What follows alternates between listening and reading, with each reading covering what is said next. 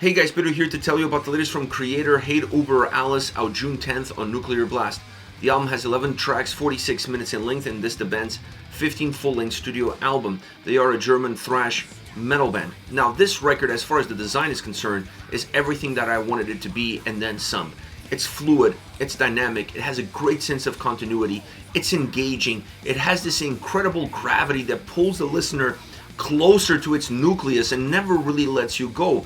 There are no songs on this album that offer a little bit of a break or a little bit of a reprieve or even a chance to just kind of walk away from the album. You want to be glued to it. You want to experience every single minute of it. You want to go through it. You want to enjoy it. You want to digest it. You want to appreciate what this album has to offer. You want to squeeze as much juice out of this orange as you possibly can across 11 songs in 46 minutes. Now, the way they built the album this way, or the way they constructed an album that has this sort of ability, is by creating a greatest hits without being a greatest hits. If you break down the songs on this record, I think you're going to find characteristics that existed in the previous 14 albums.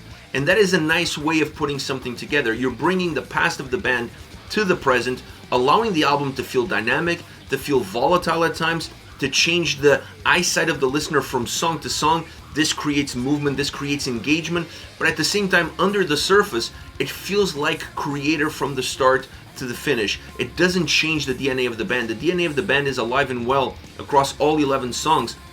You're just getting different eras of Kreator or different faces of Kreator as you move along across each and every single track that this album has. So perfect design if you have the listener in mind and you want to give the listener something fresh, something interesting, something that really grabs the listener's attention. And this album does it from a design point of view.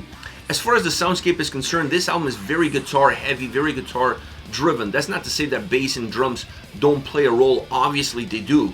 But when you listen to this record, it's undeniable the power, the force that the guitars have on every single song. Either be the harmonies, the melodies, the solos, the leads, the heaviness that they carry, how they drop down in intensity in some of the more melodic tracks. There's a little bit of everything, and it's not an album that's 100% just pure thrash metal from start to finish. It has other influences that dictate exactly the mobility of these tracks and what the guitars are doing. Some songs have more of a classic heavy metal vibe, some songs have some groove in it. There's a little bit of everything for everybody, but the guitars are definitely the barometer of those differences, the barometer of where this album is going to go and how you're going to feel towards it. They play a huge role in the soundscape, in the emotion, in the atmosphere, in the movement, and in the overall heaviness that this album has. The drums help define that heaviness. That's where the drums come in, because the heavier tracks on this album have a huge drum presence. They feel thunderous, they feel powerful, they feel warm, they have depth, they have substance, they have texture. They expand the footprint of the tracks, allowing the tracks to not just feel heavier, but to also feel bigger in sound and bigger in movement.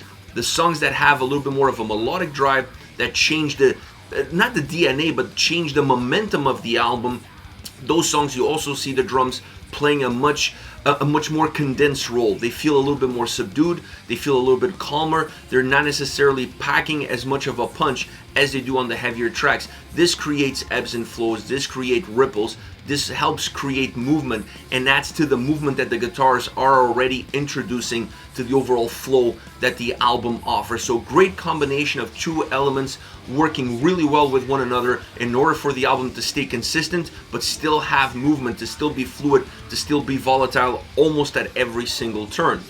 Then once you get to the vocals, I mean, this is Kreator. You're not getting anything outside the box, with a few exceptions. I mean, there's obviously some female vocals on this record that definitely changes a little bit with the clean vocals. That is something different for Kreator. That's something different that this album has in store for the listener. But outside of that, the vocals are your traditional Kreator vocals, and that offers a sense of balance to this album. It's pretty much the glue that holds all of these moving pieces together. Because if you're looking at the discography of the band, if you're looking at the progression that the band has had, and you see that progression impact the soundscape and the overall design of the album, you need something that glues all of the different eras of the band, and that is the vocals. The vocals are definitely the glue that holds this whole album together and gives you a little bit of calm under that volatile surface. all around, this is just a really interesting, a really strong Kreator album. I really enjoy listening to this record. It's easy listening. I think that's not something anybody would ever say about Kreator, but this album is so smooth to your ears. When you press play with the first song and you go through it, time flies. You don't really notice these 46 minutes. It's so enjoyable, it's so easy to listen, it's so smooth in its approach and its sound and how it's created and how it moves from song to song. The lyrical content obviously adds to that. It's just a record that feels perfect almost at every single turn. I'm not going to sit here and say that this is their best album ever, because that would be a lie and that would be overselling the record. But this is definitely a strong album by Kreator, one that I don't think is going to disappoint any fans of the band.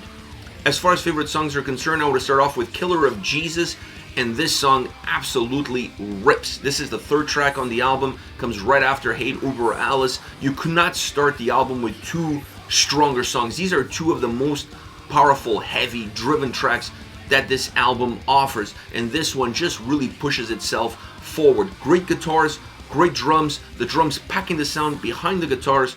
The vocals guide you through the experience of the track, adding a lot of aggression, a lot of intensity. And then the chorus is your typical Kreator chorus. It slows things down, it becomes more memorable, it becomes more hooky. The lyrics help. That one-liner style approach as far as the chorus is concerned definitely allows this song to jump off and become one of those prototypical Kreator tracks that just becomes an earworm from start to finish in terms of how it's designed, in terms of how it sounds, in terms of how it moves. The solo section sounds phenomenal. It adds to the mood of the song, or actually extracts from the mood of the song and adds to itself. So the solo really fits well the overall design, the overall strength that the overall track has in store for you. Next we have Become Immortal, bringing more of a classic heavy metal vibe. This song feels almost like an Iron Maiden song if Kreator was to record an Iron Maiden style track. It has that classic new wave of British heavy metal sound to it. It has that essence in terms of the song style, in terms of the design, construction, soundscape, the impact that the guitars have. The solo section on this track is phenomenal. There's an incredible drum choir bridge that also adds a little bit of a hymn style vibe to this song, almost bringing some Iron Maiden but also some Manowar vibes into the mix. It's a really interesting track that doesn't feel like a thrash metal track, but it still has some thrash metal elements, but sounds more like a classic heavy metal song all around. Really interesting track, one that definitely jumps out in terms of how it stacks across everything that's around it. Last but not least, we have Pride Comes Before the Fall. Dark, melodic, open, almost like a music box style approach that really adds a somber feel to how this song comes across, and then the heaviness hits and it hits hard. Great drum sound, great guitars. The guitars really help ignite the heaviness that the drums are adding to the picture. The vocals bring movement in terms of how you define where this track is leading you from start to finish.